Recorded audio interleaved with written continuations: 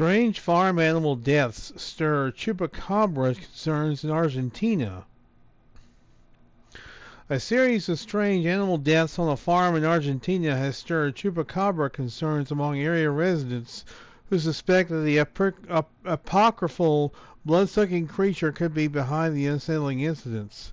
According to a local media report, ground zero for the peculiar panic is a ranch in the community of Tintina, where owner Eduardo Taran says he has lost dozens of calves to an unknown predator over the last few months.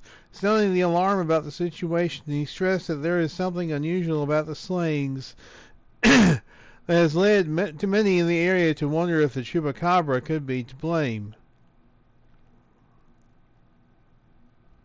Turan specifically indicated that the predatory animal's unfortunate victims were found entirely drained of their blood, seemingly via puzzling puncture wounds in their heads.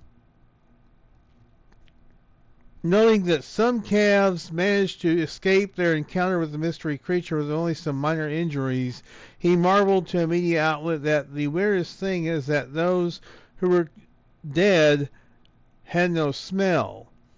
This eerie detail may explain why no scavenger animals expressed interest in the downed calves that would have otherwise been a particularly tasty meal. So could the chupacabra be striking again? By the way, this is the more classic, you might say, description of the chupacabra.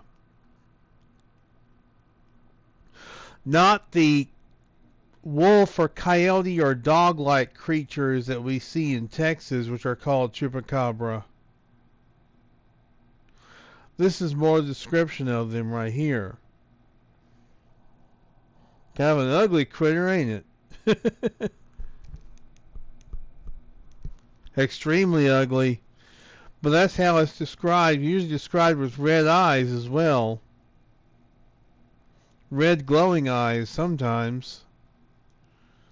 So, is the chupacabra striking again? It's entirely possible. Who knows? Only a couple of items this week. So this is the second item of two. Oklahoma motorists report seeing possible Sasquatch crossing river. A motorist crossing a bridge in Oklahoma was stunned when he looked down to the river below and spotted what appeared to be a Sasquatch.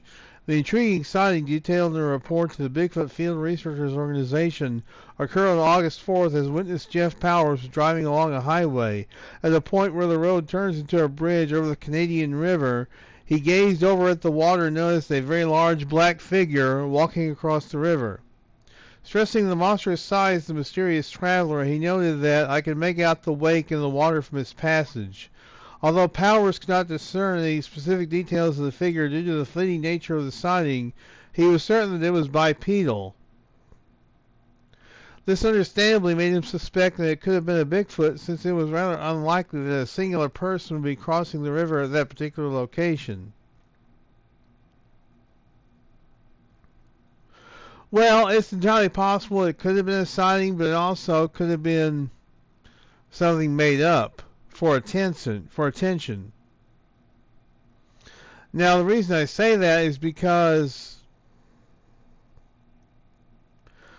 with the things we have online these days, it's pretty easy to just make up something. With all the information we have about Bigfoot online, it's pretty easy to just make things up and claim you saw something when you really didn't. Is this one of those cases? Well, we don't know for sure. We really can't say for sure, obviously. Pretty fascinating if indeed this is a case of an actual Sasquatch sighting.